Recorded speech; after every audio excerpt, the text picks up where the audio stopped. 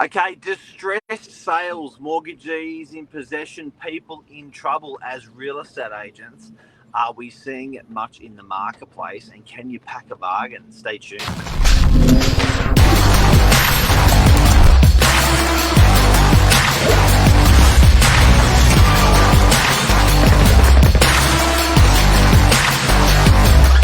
I'm the ringleader, so listen up. So Good listen morning. up. Listen Hey, how up. are you? Yeah, well, thanks. How are you? Good. Hey, what are you doing on a Mondays, Anthony? It's not like you. I'm covering for Billy this morning, but don't worry, everyone. He's covering my Thursday, so you will get your double dose of Billy fixing for this week. What's wrong with Billy today? I actually won't be here on Thursday, so I've swapped with Billy.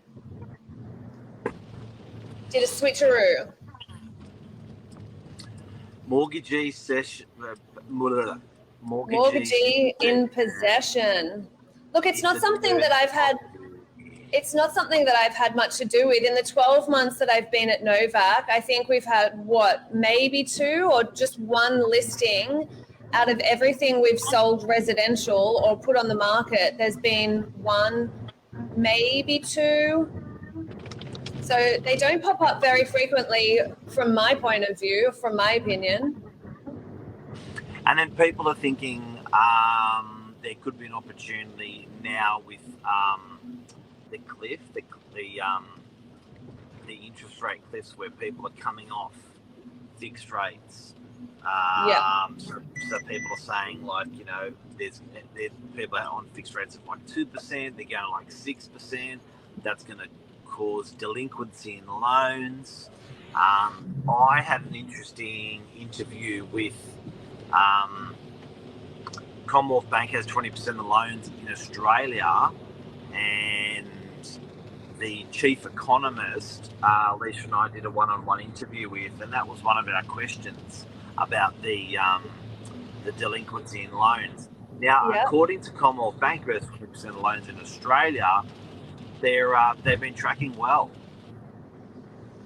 So there hasn't been much inflation or much of a significant rise with the cost of living, the rising interest rates. That's all we kind of hear in the media, like just how bad everything is, which I suppose naturally you would presume that would tail onto the property market and see a spike in mortgagee in possessions. He was saying that Aussies are actually pretty good at honouring their debt. He was saying that Aussies are pretty good at actually, they'll cut something else in order to have that roof over their head mortgage payment made. Yeah, absolutely. You still want a home to live. If you can cut your costs in other places, I suppose that would be the first place I would try and limit my spendings in order to afford my mortgage repayments. He was saying that the people that have endured the last 18 months of rate rises technically would be paying more than what the people that are coming off the mortgage cliff are going to be paid over the. So if you take a period of sort of a year from now and a year backwards, and you take both of those profiles, the person that was on the honeymoon fixed rate that's coming off has still got more money in their pocket than the person who's had to fork out every single month the last 18 months. We've got a little comment from Luke. Lots of cash around. Bye, bye, bye. Yeah, it is very relevant. And I suppose with a mortgagee in possession, it's not something that we see every day. As a prospective buyer, is that something that you would have to disclose to a buyer, that it is a mortgagee in possession, it is a distress sale, the vendor does need to sell? Nope. No, interesting. Can we explain what a mortgagee in possession is? So when you're unable to make your payments on your mortgage and you just simply don't have the funds or the financial means to do that, a mortgagee in possession is when a bank steps in, they take over, and they pretty much force you to sell your home in order for you to repay those loan payments. So a bank will step in, they'll deal very closely with your chosen solicitor or lawyer as well. They'll step in as well, and collectively, along with the selling agent, they'll communicate every step of the way to list your property and get it for whatever price you can receive for that property. How did I go? Good. And what's really good and what's really interesting is the banks often don't get their hands dirty. They'll appoint someone else to do it.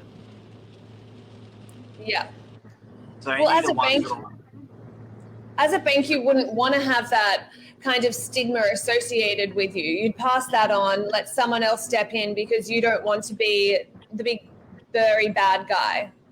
Spot on. So whenever I've sold, in my career over 30 years, I've probably sold, I'd say 1 every 2 years, mortgagee in possession. And mortgagee in possession is not someone who's like selling their property because they can't pay their mortgage. It's someone that the bank's winding them up because there's debt for them to recover. So it's real bad. It generally happens when people bury their head in the sand. So they stop communicating, they stop working with the bank, and the bank's like, look, we've got nothing to do. We've just got to sell this place. What they often will, every time I've sold mortgagee in possession, they'll appoint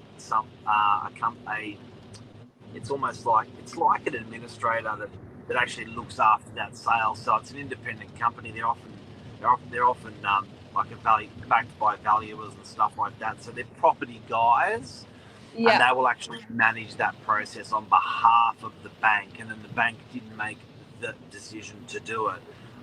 In the negotiations, the bank didn't force, so they sort of remove themselves from it.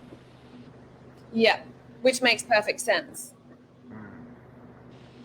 It does. And look, with the one that I've kind of been on the back burner of in the last 12 months, it was quite an emotional sale for the vendor as well. It's not like he envisioned himself in this situation. It was an emotional sale. He didn't want to release the property. And like you said, he very much probably had his head in the sand a little bit, thinking that things were much better than they actually were and couldn't face reality. Yeah. And often it's most of this stuff can be fixed with good old-fashioned hard work, but sometimes there's mental illness, and stuff like that. So you got to feel for these guys.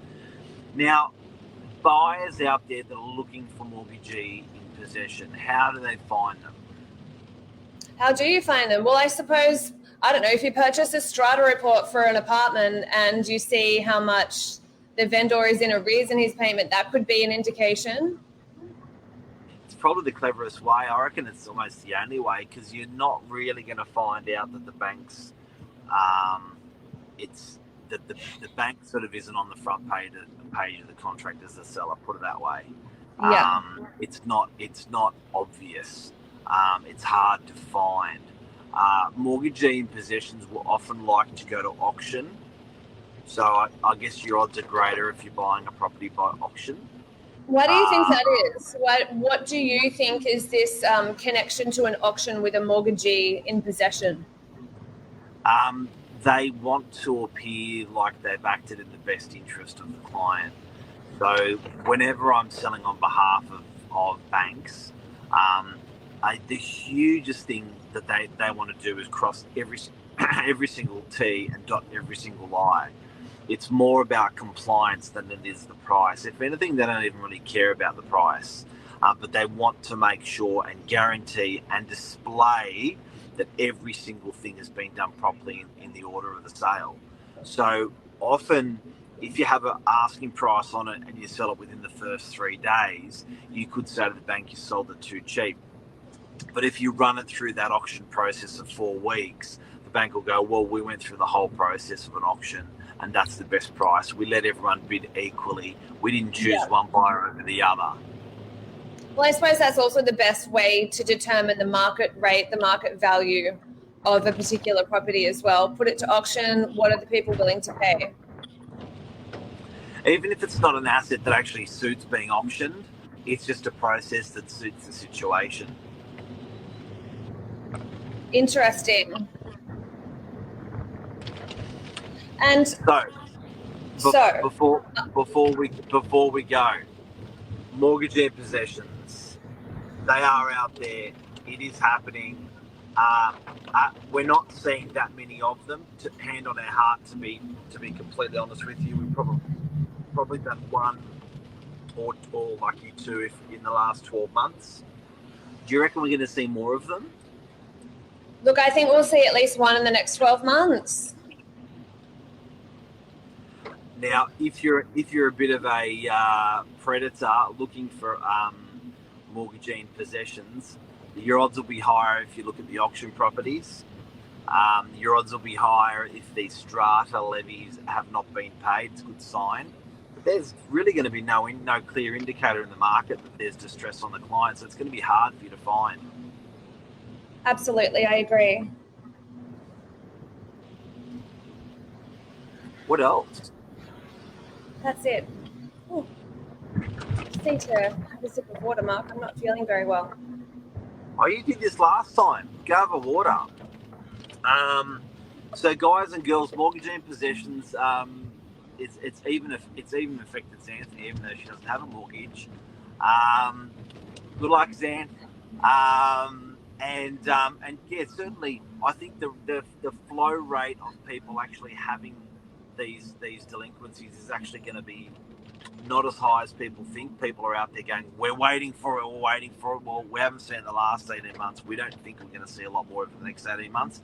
Aussies are very good at honouring their debt, and Aussies will always come out nice and strong. And you know what? The rates have gone up unexpectedly, but historically, we've always supported rates around this level over the last 10, 20, 30, 40 years and a lot higher.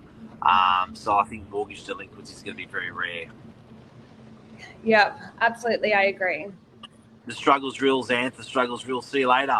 See you soon. Take care. See you guys. Bye.